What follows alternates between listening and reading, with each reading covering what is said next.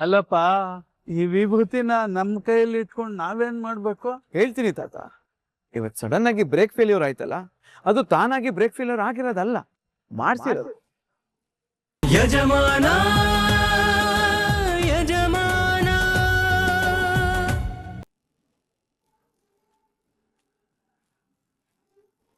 Madam, ಯಾರೋ ಒಬ್ಬ mask man ಬೈಕಲ್ಲಿ ಬಂದು ನಿಮ್ಮನ್ನ ಕಾಪಾಡ್ದ ಅಂತ ನೀವು ಹೇಳ್ತಿರೋದು ನೋಡಿದ್ರೆ ಯಾವ್ದೋ ಸಿನಿಮಾ ಕತೆ ಕೇಳ್ದಂಗೆ ಅನಿಸ್ತಾ ಇದೆ. ನಿಜ ಜೀವನದಲ್ಲಿ ಹೀಗೆಲ್ಲ ಆಗುತ್ತಾ ಅಂತ ಅನುಮಾನ ಬರ್ತಾ ಇದೆ. ರಾಯ್, ಹೀಗಾಯ್ತು ಅಂತ ಕೇಳಿಸ್ಕೊಂಡವ್ರಿಗೆ ನಂಬೋದಕ್ ಕಷ್ಟ ಆಗ್ಬೋದು, ಆದ್ರೆ ಇದು ನನ್ ಎದುರುಗಡೆನೆ ನಡ್ದಿತ್ತಲ್ವಾ? ಈಗ್ಲೂ ಆ ಸಿಚುವೇಶನ್ ನನ್ ಕಣ್ಮುಂದೆ ಹಾಗೆ ಇದೆ. ಅಷ್ಟಕ್ಕೂ ಅವ್ನು ಯಾರು ಮೇಡಮ್? ಆ ಪ್ರಶ್ನೆ ನನಗೂ ಕಾಡ್ತಿರೋದು ರಾಯ್. ಅಲ್ಲ ಮೇಡಮ್, ನೀವು ಅವನನ್ನ ಹತ್ರದಿಂದ ಅಬ್ಸರ್ವ್ ಮಾಡ್ಲಿಲ್ವಾ? ಅವನು ನಿಮ್ ಮುಂದೆ ಬಂದಾಗ ಸೂಕ್ಷ್ಮವಾಗಿ ನೋಡ್ಬೇಕಿತ್ತು ಮೇಡಮ್. ಇಲ್ಲ ರಾಯ್, ಆ ಟೆನ್ಷನ್ ಆ ಭಯದಲ್ಲಿ ಅವನನ್ನ ಅಬ್ಸರ್ವ್ ಮಾಡೋದಕ್ಕಾಗ್ಲಿಲ್ಲ. ಇನ್ನೇನ್ ನಮ್ ಕತೆನೆ ಮುಗ್ದೋಯ್ತು ಅನ್ನೋಷ್ಟರಲ್ಲಿ ಎಲ್ಲಿಂದನೋ ಬಂದು ನಮಗ್ ಧೈರ್ಯ ಹೇಳ್ದ. ಮೊದ್ಲು ನಾವ್ ಸೇಫ್ ಆಗ್ಬೇಕು ಅನ್ನೋ ಯೋಚನೆಯಲ್ಲಿ ಅವ್ನ್ ಯಾರು ಅನ್ನೋದನ್ನ ಅಬ್ಸರ್ವ್ ಮಾಡಕ್ ಆಗ್ಲಿಲ್ಲ ರಾಯ್. ಅದು ನಿಜನೇ ಮೇಡಮ್. ಅಂತ ಟೈಮಲ್ಲಿ ನಾವು ಬಚಾವಾದ್ರೆ ಸಾಕು ಅಂತ ಇರುತ್ತೆ. ಆದ್ರೂ ಯಾರಿರ್ಬೋದು ಮೇಡಮ್ ಅವನು? ಗೊತ್ತಿಲ್ಲ ರಾಯ್, ಆದ್ರೆ ನನಗೂ ಅವನ್ಗೂ ಏನೋ ಕನೆಕ್ಷನ್ ಇರೋದಂತೂ ನಿಜ. ಇಲ್ಲ ಅಂದ್ರೆ ನನ್ ಕಷ್ಟ ಟೈಮಲ್ಲೆಲ್ಲ ಅವ್ನ್ ಹೇಗ್ ಬರೋದಕ್ ಸಾಧ್ಯ? ಆ ಅನುಮಾನ ನನಗೂ ಬರ್ತಾ ಇದೆ. ಈ ಅಟ್ಯಾಚ್ಮೆಂಟ್ ಕನೆಕ್ಷನ್ ಯಾವ್ದು ಅನ್ನೋದು ನನಗೂ ಅರ್ಥ ಆಗ್ತಾ ಇಲ್ವೇ. ಅವ್ನ್ ಯಾರು ಅಂತ ತಿಳ್ಕೋಬೇಕು. ಅವ್ನ್ ಹಾಕಿದ್ ಮಾಸ್ಕ್ ತೆಗ್ದು ಅವ್ನ್ ಮುಖ ನೋಡ್ಬೇಕನ್ನೋ ಕ್ಯೂರಿಯಾಸಿಟಿ ಜಾಸ್ತಿ ಆಗ್ತಿದೆ ರಾಯ್. ಆದ್ರೆ ಅವನ ಬಗ್ಗೆ ತಿಳ್ಕೊಳ್ಳೋದಾದ್ರೂ ಹೇಗೆ? ರಾಯ್, ಅವ್ನ್ ಬೈಕ್ ನಂಬರ್ ನೆನ್ಪಿದೆ, ಅದನ್ನ ತಗೊಂಡೋಗಿ ಆ ಡೀಟೇಲ್ಸ್ ನ ಕಲೆಕ್ಟ್ ಮಾಡು. ಆಗ ಅವ್ನ್ ಯಾರು ಅಂತ ತಾನಾಗೆ ಗೊತ್ತಾಗತ್ತೆ. ಸೂಪರ್ ಮೇಡಮ್, ಇಷ್ಟು ದೊಡ್ಡ ಕ್ಲೂ ಹಿಡ್ಕೊಂಡು ಒದ್ದಾಡ್ತಾ ಇದ್ರಲ್ಲ. ನೀವು ಅವ್ನ್ ಗಾಡಿ ನಂಬರ್ ಕೊಡಿ, ಅವ್ನ್ ಜನ್ಮ ಜಾಲಾಡ್ಬಿಡ್ತೀನಿ. KA 02 02 AV 6248. ನಂಗೊಂದು ಡೌಟು, ನಿಮ್ಮನ್ನ ಕಾಡಿಸ್ತಾ ಇರೋರ್ ಹಿಂದೆ ಬೀಳೋದ್ ಬಿಟ್ಟು ಕಾಪಾಡ್ದವ್ರ ಹಿಂದೆ ಬೀಳ್ತಾ ಇದ್ರಲ್ಲ. ಅಪಾಯ ಅವನಿಗೆ ಗೊತ್ತಾಗ್ತಿದೆ ಅಂದ್ಮೇಲೆ ಆ ಕಾರ್ಡ್ಸ್ ಅವ್ರ ಬಗ್ಗೆನೂ ಅವನಿಗೆ ಗೊತ್ತಿರ್ಲೇಬೇಕು. ಸೊ ಅವನ್ ಸಿಕ್ಕಿದ್ರೆ ಆಟೋಮ್ಯಾಟಿಕ್ ಆಗಿ ಅವರು ಸಿಗ್ತಾರೆ. ಮೊದ್ಲೋಗಿ ಹೇಳ್ದಷ್ಟು ಕೆಲಸ ಮಾಡು ರಾಯ್. ಇವಾಗ್ಲೇ ಹೋಗಿ ಅವನ ಬಗ್ಗೆ ತಿಳ್ಕೊತೀನಿ.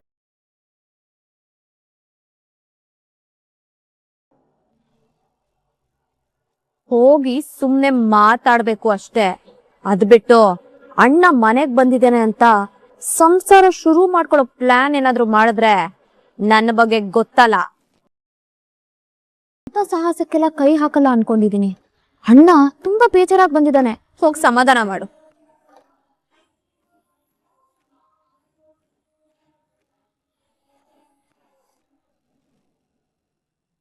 ಹಾ ಹೇಳಿ ರಾಯ್ ಸರ್, ತುಂಬಾ ಅಪರೂಪಕ್ಕೆ ನಾನು ನೆನ್ಸ್ಕೊಂಡು ಫೋನ್ ಮಾಡ್ಬಿಟ್ಟಿರಾ. ನಿಮ್ಮಿಂದ ಒಂದು ಹೆಲ್ಪ್ ಆಗ್ಬೇಕಾಗಿತ್ತು. ಅಷ್ಟೇ ತಾನೇ, ನಿಮ್ಗಿಲ್ಲ ಅಂತ ಹೇಳೋದಕ್ಕಾಗತ್ತಾ ಸರ್? ಅದು ಏನಾಗ್ಬೇಕು ಹೇಳಿ, ಮಾಡ್ಕೊಡೋಣ.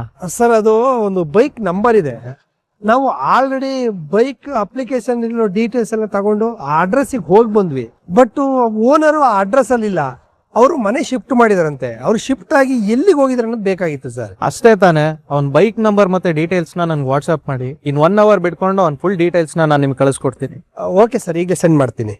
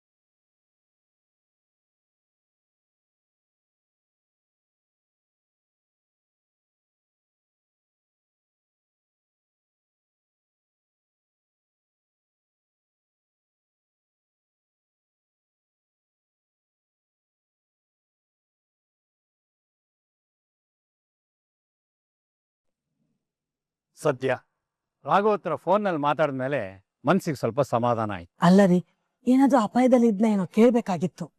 ಅವನು ವೆಹಿಕಲ್ ಡ್ರೈವ್ ಮಾಡ್ತಾ ಇದ್ದ. ಮೊದ್ಲೇ ಟೈಮ್ ಸರಿ ಇಲ್ಲ.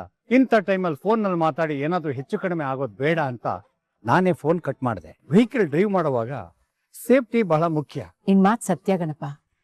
ಹೇಗೋ ಯಾವ ತೊಂದ್ರೆನೂ ಇಲ್ದೆ ಮೊದ್ಲು ರಾಘು ಮನೆಗ್ ಬರ್ಲಿ ಬಿಡು.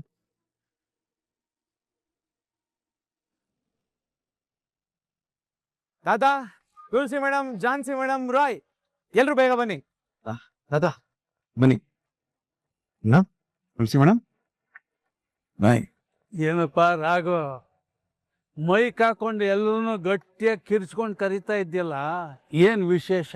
ದೇವಸ್ಥಾನಕ್ಕೆ ಹೋಗಿ ಪೂಜೆ ಮಾಡಿಸ್ಕೊಂಡು ಬಂದಿದ್ದೆ, ಅದೇ ವಿಶೇಷ. ಇದ್ದಕ್ಕಿದ್ದಾಗೆ ದೇವಸ್ಥಾನಕ್ಕೆ ಹೋಗ್ಬಿಟ್ಟು ಬಂದಿದ್ಯಾ? ಅದೇ ತಾತ, ಮಿಂಚ್ನಂತೆ ಬಂದ ಅಪಾಯ ದೀಪ್ತಂತೆ ಹಾರೋಯ್ತಲ್ಲ.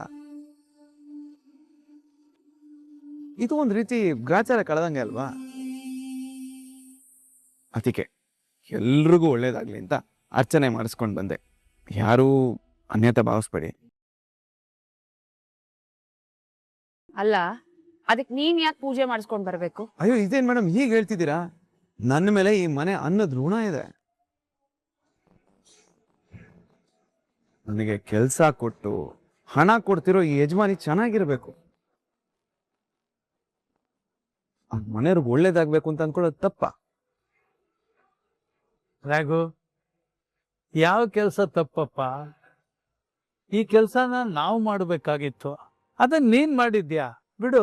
ಓಕೆ, ಎಲ್ಲರೂ ವಿಭೂತಿ ತಗೊಳ್ಳಿ.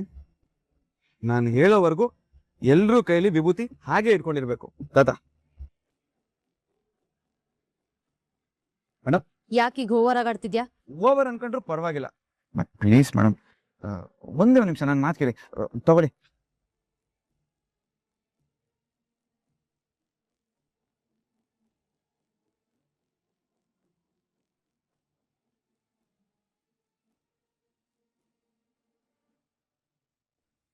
ಅಲ್ಲಪ್ಪ, ಈ ವಿಭೂತಿನ ನಮ್ಮ ಕೈಯಲ್ಲಿ ಇಟ್ಕೊಂಡು ನಾವೇನ್ ಮಾಡ್ಬೇಕು? ಹೇಳ್ತೀನಿ ತಾತ. ಇವತ್ತು ಸಡನ್ ಆಗಿ ಬ್ರೇಕ್ ಫೇಲ್ಯೂರ್ ಆಯ್ತಲ್ಲ, ಅದು ತಾನಾಗಿ ಬ್ರೇಕ್ ಫೇಲ್ಯೂರ್ ಆಗಿರೋದಲ್ಲ, ಮಾಡ್ಸಿರೋದು.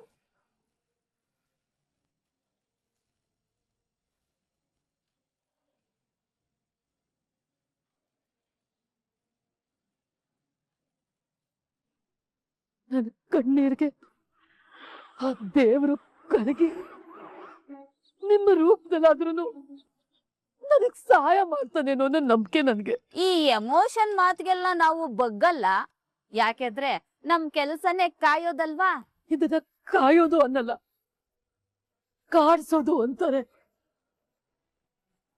ಪಾಪದ ಕೂಡ ತುಂಬವರೆಗೂ ಎಲ್ಲ ಚೆನ್ನಾಗೇ ಇರುತ್ತೆ. ಒಂದು ಸಲ ಆ ಪಾಪದ ಕೂಡ ತುಂಬಿದ್ರೆ ಮುಗೀತು ಅಂತಾನೆ ಅರ್ಥ. ಆ ತುಳಸಿ ಟೈಮ್ ಇವತ್ ಚೆನ್ನಾಗಿದೆ, ಅದಕ್ಕೆ ಅವಳಿನ್ನು ಯಾರ ಕಣ್ಣಿಗೂ ಬಿದ್ದಿಲ್ಲ, ಯಾರ ಕೈಗೂ ಸಿಕ್ಕಾಕೊಂಡಿಲ್ಲ. ನೋಡಿದ್ರ, ಪಾಪ ಮಾಡ್ತಾ ಇರೋ ಅವ್ರಿಗೆ ನಿಮ್ ದೇವ್ರು ಇನ್ನು ಏನು ಮಾಡಿಲ್ಲ. ಇನ್ನು ಅವ್ರು ಹೇಳೋ ಕೆಲ್ಸ ಮಾಡೋ ನಮ್ಗೆ ಇನ್ನೇನ್ ತಾನೇ ಮಾಡ್ತಾನೆ.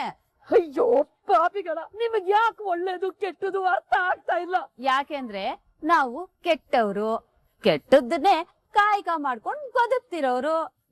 ಎಲ್ಲಿವರೆಗೂ ನೀವುಗಳು ಈ ರೀತಿಯಾಗಿ ನನ್ನ ಶಿಕ್ಷಿಸ್ತೀರಾ? ನಿನ್ ಮಗಳು ಮದ್ವೆ ಆಗೋವರ್ಗು, ನಿನ್ ಮಗಳಿಗೆ ಮದ್ವೆ ಆಯ್ತು ಅಂತ ಅನ್ಕೋ, ಆಮೇಲೆ ನೀನು ನೆಮ್ಮದಿಯಾಗಿರ್ಬೋದು. ಇಲ್ಲ, ಈ ಮದ್ವೆ ಯಾವುದೇ ಕಾರಣಕ್ಕೂ ನಡೆಯಲ್ಲ.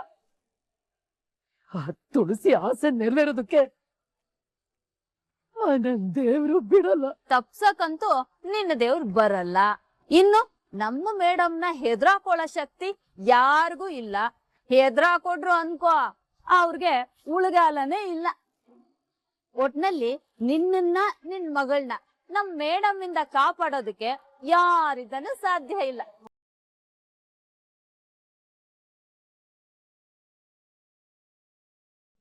ಏನ್ ಹೇಳ್ತಾ ಇದ್ಯಪ್ಪ ನೀನು? ಯಾರು ಯಾತಕ್ ಮಾಡ್ಸಿದ್ರು? ಯಾರು ಮಾಡಿದ್ರು, ಯಾಕೆ ಮಾಡಿದ್ರು, ಹೇಗ್ ಮಾಡಿದ್ರು ಅಂತ ತಿಳ್ಕೊಬೇಕು ಅಂತಾನೆ ಅಲ್ವಾ ತಾತ ಎಲ್ರಿಗೂ ಹೀಗಿರೋದೇ ಕೇಳಿರೋದು.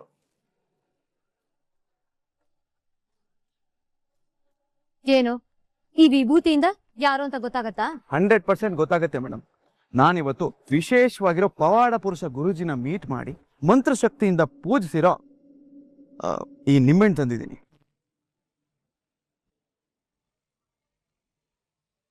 ಈ ನಿಂಬೆ ಹಣ್ಣನ್ನ ಕೊಯ್ದು ಈ ನಿಂಬೆ ಹಣ್ಣು ರಸನ ವಿಭೂತಿ ಮೇಲೆ ಹಾಕಿದಾಗ ಯಾರು ತಪ್ಪು ಮಾಡಿರಲ್ವೋ ಅವ್ರ ಕೈಯಲ್ಲಿರೋ ವಿಭೂತಿ ಹಾಗೆ ಬಣ್ಣ ಉಳ್ಕೊಳ್ಳುತ್ತೆ. ಯಾರು ತಪ್ಪು ಮಾಡಿರ್ತಾರೆ ಆ ವಿಭೂತಿ ಕೆಂಪು ಬಣ್ಣಾಗಿ ಬದಲಾಗತ್ತೆ.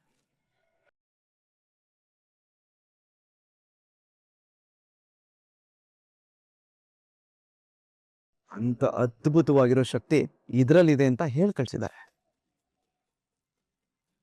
ಅಲ್ಲಪ್ಪ, ನೀನ್ ಅನುಮಾನ ಪಡ್ತಾ ಇರೋದು ಯಾರು ಈ ಕೆಲಸ ಮಾಡಿದ್ದಾರೆ ಅಂತ ತಿಳ್ಕೋಬೇಕು ಅಂತಿರೋದು ಎಲ್ಲ ಸರಿ. ಆದ್ರೆ ಯಾಕೆ ಈ ಕೆಲಸ ಮಾಡ್ತಾರೆ ಅದನ್ನ ತಿಳ್ಕೊಬೇಕು ಅಂತಾನೆ ತಾತ ಈ ಪ್ರಯತ್ನ. ಯಾರು ಮಾಡಿದ್ದಾರೆ ಅಂತ ಗೊತ್ತಾದ್ರೆ ಯಾಕೆ ಮಾಡಿದ್ದಾರೆ ಅನ್ನೋ ಪ್ರಶ್ನೆಗೆ ಅಲ್ವಾ ಉತ್ತರ ಸಿಗೋದು. ಕೆಲವೊಬ್ರು ಏನೋ ಮಾಡೋ ಉದ್ದೇಶದಿಂದ ಇನ್ನೇನೋ ಮಾಡ್ಬಿಟ್ಟಿರ್ತಾರೆ. ಅದಕ್ಕೆ ಎಲ್ರು ಒಂದು 5 ನಿಮಿಷ ಕೋಪರೇಟ್ ಮಾಡ್ತೀರಾ ಪ್ಲೀಸ್? ಜಾನ್ಸಿ ಇವನಿಗೆ ಮಾಡಕ್ ಕೆಲ್ಸ ಇಲ್ದೆ ಈ ರೀತಿ ಆಟ ಆಡ್ತಾ ಇದ್ದಾನೆ. ಇವನಿಗೆ ಎಂಟರ್ಟೈನ್ ಮಾಡದ್ ಬೇಡ. ಬನ್ನಿ ನಮ್ ಕೆಲ್ಸ ನಾವ್ ನೋಡ್ಕೊಳ್ಳೋಣ. ಮೇಡಮ್, ಯಾಕೆ ಇಷ್ಟೊಂದು ಕೋಪ ಮಾಡ್ಕೋತೀರಾ? ಮತ್ತೆ ನಿನ್ನಂತ ವೇಸ್ಟ್ ಫೆಲೋ ಏನೇನೋ ಮಾತಾಡ್ತಿದ್ರೆ ಅನ್ನೆಸೆಸರಿ ನಮ್ ಟೈಮ್ ವೇಸ್ಟ್ ಮಾಡ್ಕೊಳ್ಳೋದಿಕ್ಕಾಗತ್ತಾ? ತಾತ, ನಮ್ಮ ಅನುಮಾನನ ಕ್ಲಿಯರ್ ಮಾಡ್ಕೊಳ್ಳೋದು ತಪ್ಪ? ಈ ಅನುಮಾನ ಇದೆಯಲ್ಲ ಅದನ್ನ ತಲೆಯಲ್ಲಿ ಇಟ್ಕೊಳ್ಳೋದಕ್ಕಿಂತ ಹೊರಗಡೆ ಹಾಕೋದು ಒಳ್ಳೇದಪ್ಪ. ನನ್ನ ಕಡೆಯಿಂದ ಕೋಆಪರೇಷನ್ ಇದೆ, ಅದೇನ್ ಮಾಡ್ತೀವೋ ಮಾಡಪ್ಪ. ಥ್ಯಾಂಕ್ ಯು ತಾತ.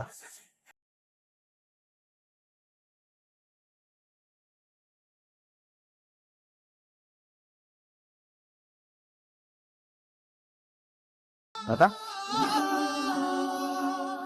ಸಾಕು. ಮೇಡಮ್, ನಿಮಗೆ ಇರಿಟೇಷನ್ ಆಗ್ತಿದೆ ಅಂತ ನನಗೆ ಗೊತ್ತು. ನಾನು ಓವರ್ ಆಗಾಡ್ತಿದೆ ಅಂತ ನಿಮಗೆ ಅನಿಸ್ತಿದೆ ಅಲ್ವಾ? ಅನ್ಸದಲ್ಲ, ನೀನ್ ಮಾಡ್ತಿರೋದು ಓವರ್. ಫಸ್ಟ್ ಆಫ್ ಆಲ್ ಇಂಥದ್ರಲ್ಲೆಲ್ಲ ನನಗ್ ನಂಬಿಕೆನೇ ಇಲ್ಲ. ನಮ್ದೇ ಇದ್ರು ಪರವಾಗಿಲ್ಲ ಮೇಡಮ್. ಆದ್ರೆ ನಾನು ನಿಮ್ಮ ಹತ್ರ ಜಸ್ಟ್ ಕೇಳ್ತಿರೋದು 5 ಮಿನಿಟ್ಸ್ ಅಷ್ಟೇ. ಅದರಿಂದ ಸತ್ಯ ಗೊತ್ತಾಗತ್ತೆ. ಇಲ್ಲಾಂದ್ರೆ ಹೋದ್ರೆ ಹೋಯ್ತು, ಒಂದು 5 ಮಿನಿಟ್ಸ್ ವೇಸ್ಟ್ ಆಗುತ್ತೆ ಅಂತ ಅಷ್ಟೇ. ಮೇಡಮ್, ಏನೋ ಹೇಳಕ್ ಹೊರಟಿದ್ರಲ್ವಾ, ನೋಡೋಣ ಬಿಡಿ ಏನಾಗುತ್ತೆ ಅಂತ. Thank you Roy. ಮೇಡಮ್, ಅಲ್ಲಿ ಸತ್ಯ ಹೇಳ್ಬಿಡಿ ಸರ್, ಏನ್ ಮಾಡಕ್ ಹೊರಟಿದೀರ ಅಂತ. 5 ನಿಮಿಷ ಇರೋ ರಾಯ್, ಎಲ್ಲ ಗೊತ್ತಾಗತ್ತೆ. ಏನ್ ಇವನು ನಿಜ ಹೇಳ್ತಾ ಇದ್ದಾನೋ ಅಥವಾ ಸುಳ್ಳು ಹೇಳ್ತಾ ಇದ್ದಾನೋ ಒಂದು ಅರ್ಥ ಆಗ್ತಿಲ್ವಲ್ಲ. ಅಯ್ಯಯ್ಯೋ, ಇವಾಗ ಏನಾದ್ರು ನನ್ನ ಕೈ ರೆಡ್ ಆಗ್ಬಿಟ್ರೆ ಏನ್ ಮಾಡೋದು?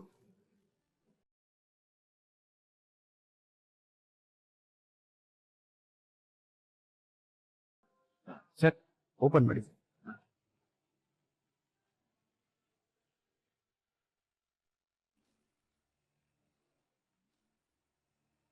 ಹಾ, ಎಲ್ರು ಇವಾಗ ಹಾಗೆ ಕೈ ಮುಂದೆ ಮಾಡಿ.